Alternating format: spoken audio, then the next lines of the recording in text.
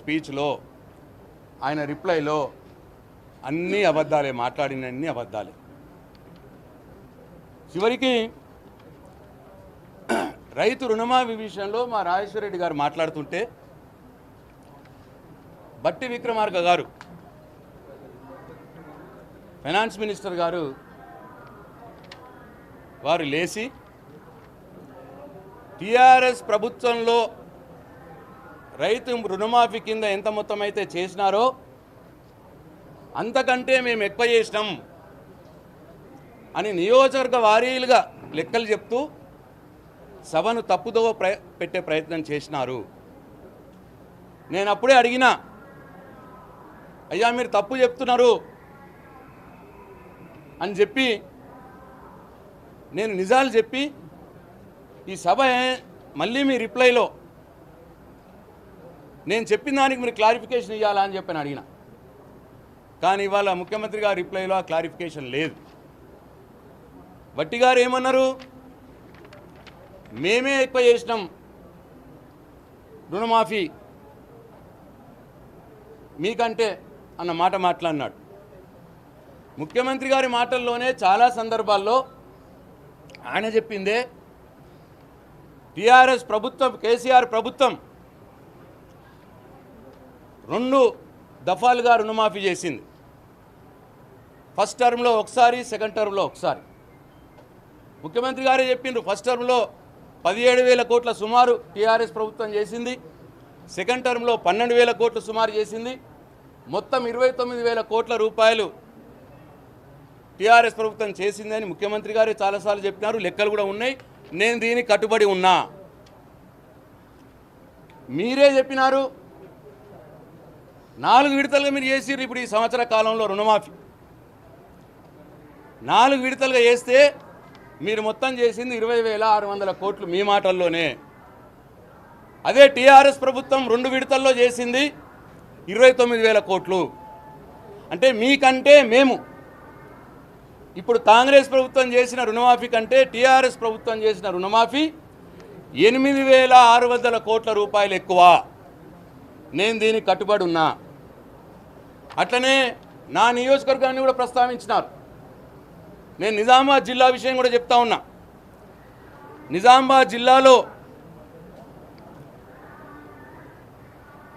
మొదటి విడత కేసీఆర్ గారి ప్రభుత్వం రుణమాఫీ చేసింది 847 కోట్లు. రెండవ విడత చేసింది 490 కోట్లు. ఈ 2 కలిపితే మొత్తం కేసీఆర్ గారి ప్రభుత్వం నిజామాబాద్ జిల్లాలో రుణమాఫీ చేసింది 1,337 కోట్లు. మొన్న కాంగ్రెస్ ప్రభుత్వం ఈ సంవత్సరాన్ని 15 నెలల కాలంగా 4 విడతలుగా కలిపి నిజామాబాద్ జిల్లాలోని 5 నియోజకవర్గాలకు చేసింది రుణమాఫీ చేసింది 781 కోట్లు. మేమున్నప్పుడు 2 విడతల్లో చేసింది 1,337 కోట్లు. వీళ్ళు మొన్న చేసింది 781 కోట్లు. అంటే నిజామాబాద్ జిల్లా విషయానికి వస్తే మేము టీఆర్ఎస్ ప్రభుత్వం వీళ్ళు చేసిన రుణమాఫీ కంటే 546 కోట్ల రూపాయలు ఎక్కువ చేసింది. నేను దీనికి కట్టుబడి ఉన్నా. నా బాల్కొండ నియోజకవర్గం కూడా చెప్పినారు. బాల్కొండ నియోజకవర్గంలో కేసీఆర్ గారి మొదటి విడత రుణమాఫీ చేసింది 236 కోట్లు. రెండవ విడత రుణమాఫీ చేసింది 85 కోట్లు. కానీ బట్టి గారు ఏమన్నారు, బాల్కొండ నియోజకవర్గంలో రుణమాఫీ చేసింది కేసీఆర్ గారు 82.12 కోట్లు. మేము మొన్న రుణమాఫీ చేసింది 169.95 కోట్లు అని చెప్పినారు. మేము ఎక్కువ చేసినామని చెప్పినారు. కానీ మొదటి విడత రుణమాఫీ ఆయన పట్టుకోలే. 2018 తర్వాత చేసిన రుణమాఫీ ఇదే చెప్పినాడు. చెప్పి మేమే ఎక్కువ చేసినాము అని సభని తప్పుదో పెట్టే ప్రయత్నం చేసినాడు. ప్రజలకు తప్పుడు సమాచారం ఇచ్చినాడు. నేను ఇక స్టికాన్ అవుతున్నా. బాల్కొండ నియోజకవర్గంలో మొదటి విడత 236 కోట్లు కేసీఆర్ గారు చేసినారు. రెండవ విడత 85 కోట్లు చేసినారు. మొత్తం కలిస్తే 318 కోట్లు వాళ్ళ లెక్క ప్రకారం రెండో విడత తీసుకున్నా. కాంగ్రెస్ పార్టీ చేసింది 169.95 కోట్లు. 318 కోట్లు మేము చేసినాం బాల్కొండ నియోజకవర్గంలో. కాంగ్రెస్ పార్టీ చేసింది 169.95 కోట్లు అంటే 170 కోట్లు. 318 మేము, 170 కోట్లు కాంగ్రెస్ బాల్కొండ నియోజకవర్గంలో చేసిన రుణమాఫీ. వారికంటే మేము 148 కోట్ల రూపాయలు ఎక్కువ చేసినాం కేవలం బాల్కొండ నియోజకవర్గంలో. నేను దీనికి కట్టుబడి ఉన్నా. ఇది తప్పని రుజువు చేస్తే నేను ఎమ్మెల్యే పదవికి రాజీనామా చేస్తా భట్టి గారు.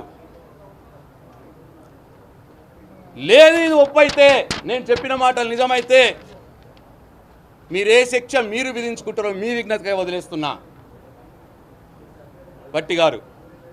కానీ మరొకసారి ప్రజల్ని తప్పుదో పట్టియకండి, సభని తప్పుదో పట్టియకండి. నిజామాబాద్ జిల్లాలో 2,03,520 మంది రైతులుంటే మీరు రుణమాఫీ చేసింది ఇప్పటి మట్టుకు 1,05,55 మందికి మాత్రమే. 49% మందికి చేసినారు. ఇంకా 1,02,965 మందికి 51% మందికి ఇంకా రుణమాఫీ కాలే నిజామాబాద్ జిల్లాలో. బాల్కొండ నియోజకవర్గంలో 51,128 మంది రైతులుంటే మీరు చేసింది రుణమాఫీ కేవలం 19,675 మంది రైతులకు మాత్రమే. 38% మందికే మాత్రమే చేసినారు. ఇంకా 31,458 మంది రైతులకు రుణమాఫీ కాలేదు నా బాల్కొండ నియోజకవర్గంలో. 62% మంది రైతులకు రుణమాఫీ కాలేదు. నేను దీనికి కట్టుబడి ఉన్నా. ఇది తప్పని చెప్తే, తప్పని రుజువు చేస్తే నేను రాజీనామాకు సిద్ధం. ఇది ఒప్పైతే భట్టి గారు మీరే నిర్ణయించుకోండి, మీరే శిక్ష విధించుకుంటారో. కాబట్టి ప్రజలారా దయచేసి అసెంబ్లీ సాక్షిగానే ఒక ఆర్థిక శాఖ మంత్రి అసెంబ్లీలోనే ఇట్లా తప్పుడు లెక్కలు, తప్పుడు వార్తలు చెప్తా ఉన్నారు.